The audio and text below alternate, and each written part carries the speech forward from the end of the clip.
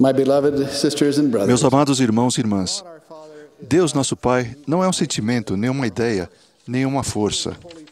Ele é uma pessoa santa, como nos ensinam as Escrituras. Tem um rosto e mãos e um corpo ressurreto e glorioso. Ele é real. Ele conhece cada um de nós pessoalmente. Ele nos ama a cada um. Ele deseja abençoar-nos. Jesus disse: "E qual de entre vós é o homem que, pedindo pão ao seu filho, lhe dará uma pedra? E pedindo-lhe peixe, lhe dará uma serpente? Se vós, pois, sendo maus, saber dar boas coisas aos vossos filhos, quanto mais vosso Pai que está nos céus dará bens aos que lhe pedirem." Talvez uma experiência pessoal ajude a ilustrar esse ponto. Quando era jovem médico residente no Hospital Infantil de Boston, eu trabalhava por muitas horas e, na maioria das vezes, ia do hospital para casa em Watertown, Massachusetts, de bicicleta, pois minha mulher e as crianças precisavam do carro. Certa tarde, eu ia para casa após um longo período no hospital e sentia-me muito cansado, faminto e um pouco desanimado.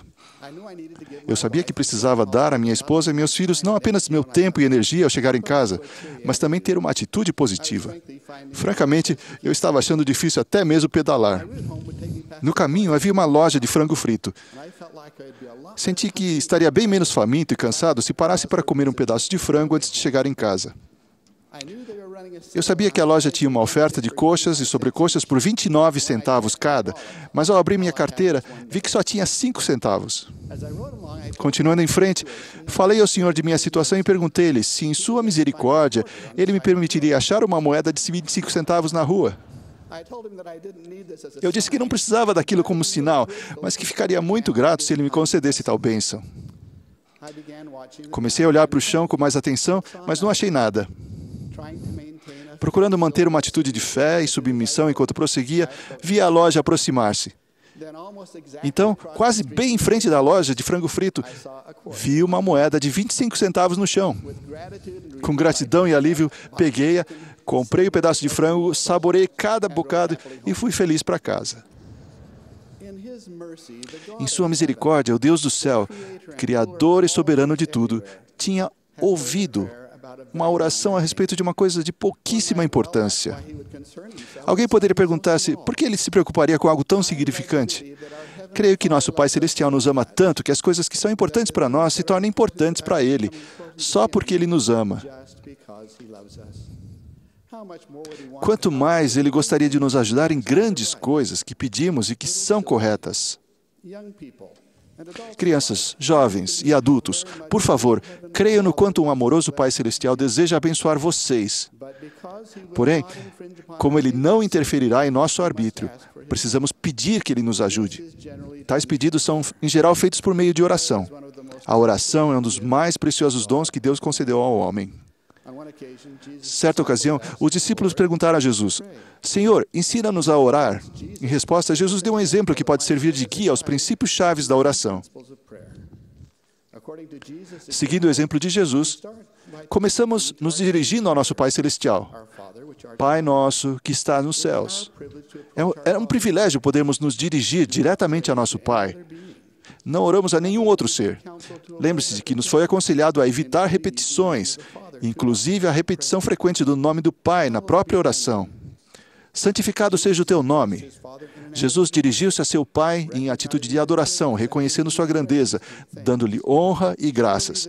Sem dúvida, essa reverência a Deus e a expressão sincera de gratidão são chaves para uma oração eficaz. Venha o teu reino, seja feita a tua vontade. Reconhecemos de boa vontade nossa dependência do Senhor e expressamos o desejo de fazer sua vontade, mesmo que seja contrária à nossa.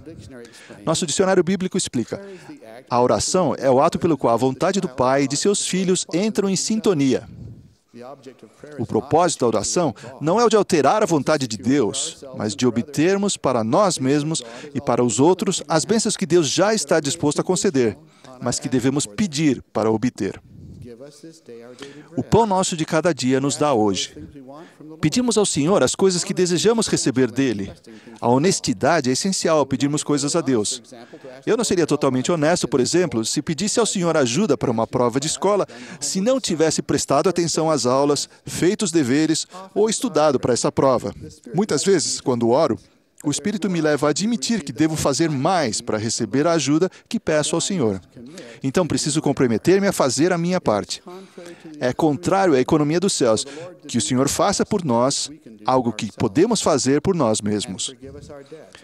E perdoa-nos as nossas dívidas, ou em outra versão, e perdoa-nos os nossos pecados. Uma parte essencial, mas às vezes negligenciada da oração pessoal, é o arrependimento. Para que o arrependimento funcione, ele deve ser específico, sincero e duradouro. Assim como nós perdoamos aos nossos devedores, o Senhor deixou bem clara a relação entre sermos perdoados de nossos pecados e o perdão que concedemos a quem pecou contra nós. Às vezes os erros dos outros contra nós são muito dolorosos e difíceis de serem perdoados ou esquecidos. Sou muito grato pelo consolo e pela cura que tenho encontrado no convite do Senhor de esquecermos nossas mágoas e nos voltarmos para Ele. Em Doutrina e Convênio, seção 64, ele disse: Eu, o Senhor, perdoarei a quem desejo perdoar, mas de vós é exigido que perdoeis a todos os homens. E devias dizer em vosso coração, que julgue Deus entre mim e te recompense de acordo com os teus feitos.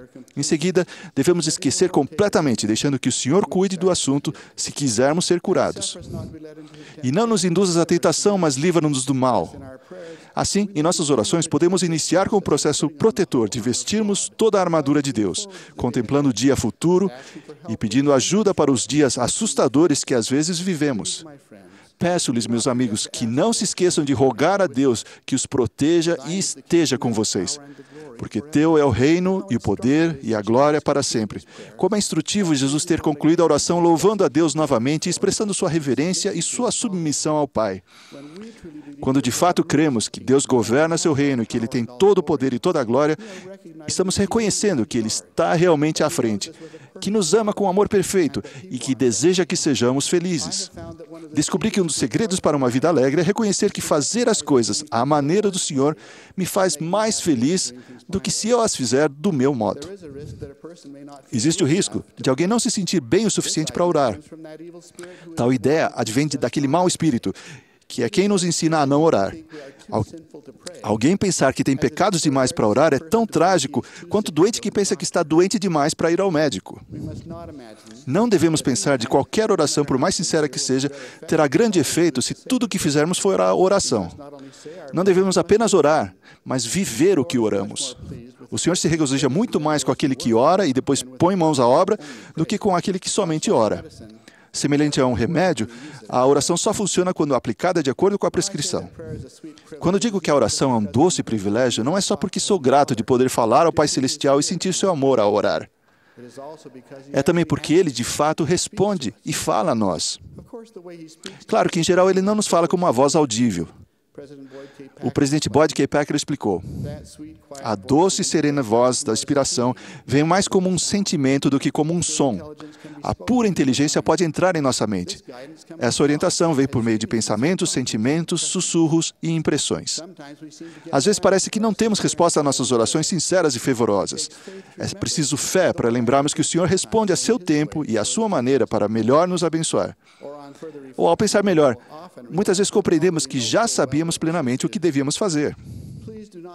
Não desanimem se não funcionar dessa maneira imediatamente. Como no aprendizado de um idioma estrangeiro, é preciso prática e esforço. Mas saibam, no entanto, que vocês podem aprender a linguagem do Espírito e, quando a aprenderem, terão grande fé e poder na retidão.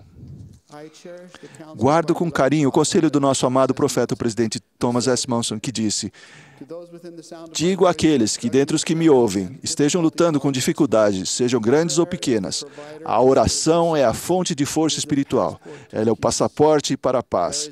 A oração é o meio de nos dirigirmos ao Pai Celestial que nos ama. Falem com Ele em oração e depois esperem a resposta. A oração opera milagres. Sou profundamente grato pelo privilégio de dirigir-me a meu Pai Celestial em oração. Sou grato pelas inúmeras vezes em que Ele ouviu e respondeu. Por Ele me responder, inclusive, às vezes de forma previsíveis e milagrosas, sei que Ele vive. Também, humildemente testifico que Jesus, seu Santo Filho, é nosso Salvador vivo. Esta é a sua igreja e reino nesta terra. Sua obra é verdadeira.